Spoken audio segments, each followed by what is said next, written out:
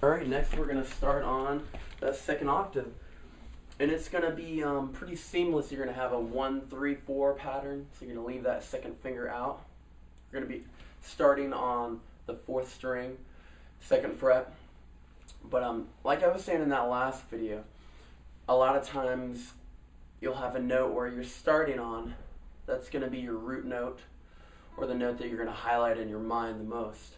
That's going to be almost like home base, like you're playing a game of tag. You're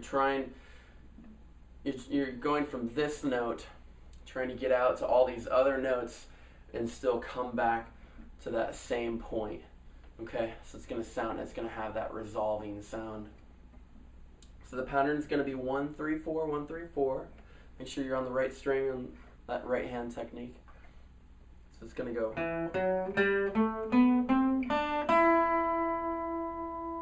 You want to make sure to kind of keep that note resonating until it finally dies out. Like this is a good time to defret that finger.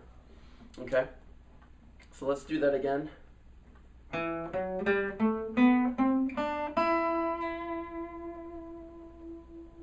Okay, we'll take the chorus off so you can kind of hear it without that.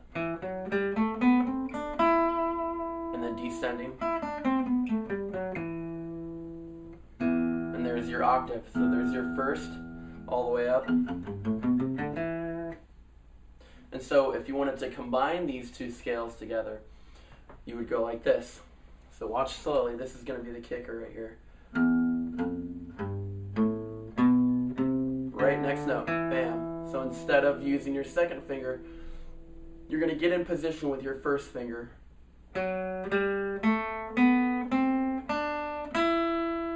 And the same for this note right here. The 3rd octave scale that we're going to do in the next video, it's going to end on your 4th finger if you're just doing the 1st and the 2nd octave scale for the E, or if you're doing just the 2nd, it's going to end right there.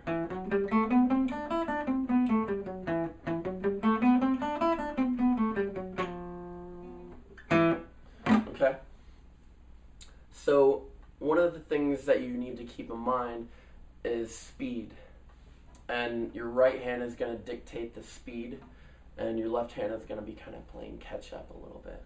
So you need to make sure that your right hand is not going faster than what your left hand can do.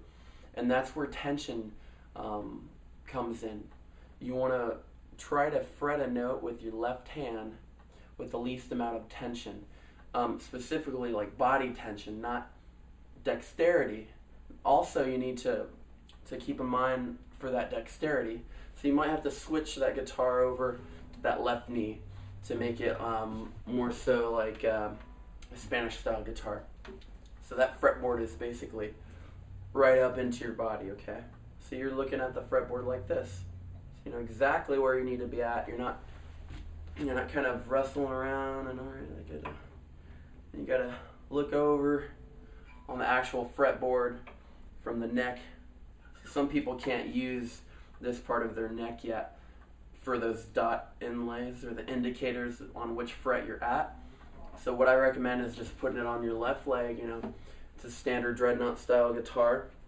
It doesn't have a cutout right here, so you can't reach that hand right there, and just kind of cradle it in. So what I recommend is just put it on your left knee and do scales like that, so that way it's right in your face.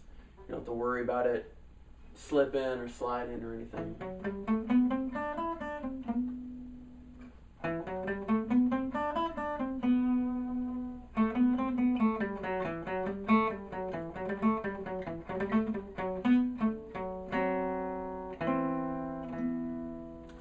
And that's it. Next video, we're going to go over that 3rd octave scale and finally go that 1st to 3rd octave and finish at the top of the 3rd octave. Stay tuned and practice up. Perfect practice makes perfect, so keep that in mind.